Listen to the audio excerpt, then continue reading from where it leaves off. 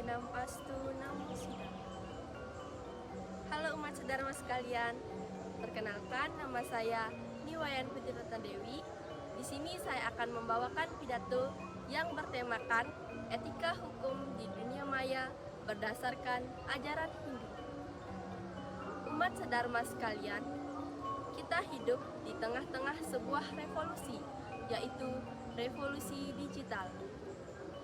Hari ini, ponsel bukan lagi sekedar alat komunikasi, melainkan portal menuju jagat maya. Sebuah dunia tanpa batas waktu dan ruang. Media sosial telah menjadi panggung kehidupan kedua kita. Tempat kita mencari berita, berinteraksi, berbisnis, bahkan berkonflik.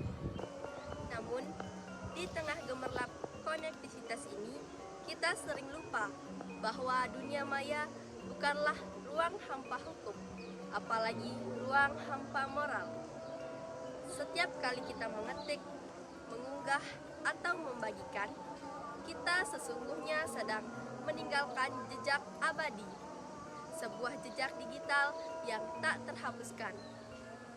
Maka, umat sedharma sekalian, pada kesempatan yang berharga ini, mari kita merenungkan sebuah pernyataan mendasar. Bagaimana kita dapat menjaga etika dan moralitas di ranah digital, sehingga teknologi menjadi berkah, bukan bencana. Melalui ajaran leluhur Hindu, sebuah peradaban kebijaksanaan yang telah bertahan ribuan tahun, kita menemukan landasan etika yang kuat untuk menjawab pertanyaan abad ke-21 ini, yaitu melalui penerapan etika hukum di dunia maya berdasarkan ajaran Hindu. Umat sedharma sekalian, ketika kita berbicara tentang hukum di dunia maya, rujukan utama kita adalah hukum positif, yang di Indonesia diwakili oleh Undang-Undang Informasi dan Transaksi Elektronik atau biasa disebut Undang-Undang ITE. Undang-undang ini adalah tameng negara yang seharusnya melindungi kita dari kejahatan siber, penyebaran hoax, pencemaran nama baik, hingga ujaran kebencian. Namun, mengapa pelanggaran etika di dunia maya terus marak? Mengapa kasus cyberbullying dan penyebaran konten ilegal seolah tak ada habisnya? Jawabannya terletak pada krisis kesadaran etika hukum. Banyak orang mengira bahwa anonimitas di internet adalah perisai yang membuat mereka akan kebal hukum. Mereka lupa bahwa apa yang mereka ketik di layar ponsel memiliki dampak yang nyata, yang secara langsung melanggar hukum sosial, yaitu norma dan etika kemasyarakatan, dan pada akhirnya melanggar hukum positif atau Undang-Undang ITE. Hukuman penjara atau denda adalah sanksi eksternal yang mengejar pelanggar. Dalam ajaran Hindu, terutama dalam Yama Brata dan ajaran Dharma, ada dua pilar moral universal yang sangat relevan untuk konteks digital, yaitu Satya dan Ahimsa. Kedua ajaran ini berfungsi sebagai kendali internal kita, yang dimana Satya yang berarti kebenaran, kejujuran, dan kesetiaan pada fakta. Dalam era post-truth ini, Satya menjadi mata uang yang paling mahal. Contohnya, Satya dalam berita atau anti-hoax. Kita hidup di dalam lautan informasi. Setiap individu memiliki kewajiban etis untuk memastikan bahwa informasi yang dibagikan adalah benar.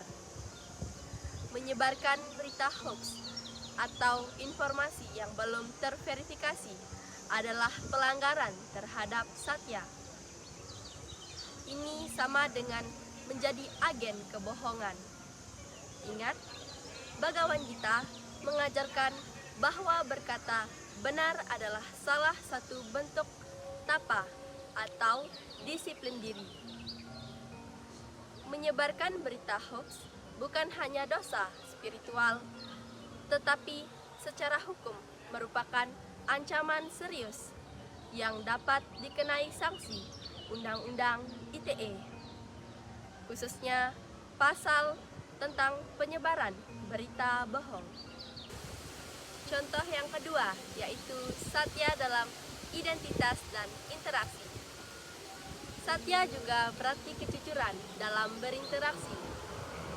Ini menolak praktik scam, penipuan online, membuat akun palsu, atau menyamar untuk menyebarkan kebencian di balik topeng anonimitas. Ketika kita menjunjung satya, kita menciptakan ekosistem digital yang cerdas, terpercaya, dan sehat.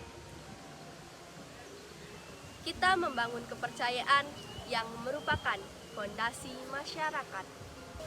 Selanjutnya, ahimsa yang berarti tanpa kekerasan, kasih sayang, dan menolak menyakiti makhluk lain, baik melalui perbuatan, ucapan, maupun pikiran. Di dunia maya, di mana kata-kata bisa terasa lebih tajam daripada pedang, ahimsa memiliki relevansi yang sangat mendalam. Contohnya, anti perundungan siber atau cyberbullying.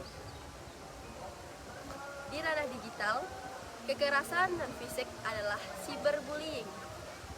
Komentar yang kasar, merendahkan, mengancam, atau mengejek SARA adalah bentuk kekerasan verbal dan psikologis. Melakukan perundungan siber adalah pelanggaran serius terhadap prinsip ahimsa. Sanksi moralnya sangat berat karena melukai martabat orang lain. Dan sanksi hukumnya jelas, dapat dijerat dalam pasal-pasal pencemaran nama baik atau ujaran kebencian. Dalam Undang-Undang ITE, kita harus ingat bahwa di belakang layar ponsel ada manusia dengan perasaan. Contoh selanjutnya yaitu toleransi digital dan Vasudeva Kutumbakam. Ahimsa mendorong kita pada toleransi digital. Kita harus mampu menerima perbedaan pendapat tanpa harus menyerang pribadi atau menyebar kebencian. Konsep Vasudeva Kutumbakam yaitu dunia adalah satu keluarga, harus menjadi roh interaksi kita. Ruang digital harus menjadi ruang diskusi yang mencerahkan, bukan arena pertempuran yang saling menghancurkan. Penerapan ahimsa menjadikan media sosial sebagai tempat yang aman dan ramah bagi semua orang, seperti sebuah tanaman yang teduh dan nyaman. Marilah kita jadikan setiap unggahan, setiap komentar, dan setiap interaksi digital kita sebagai perwujudan dari Dharma.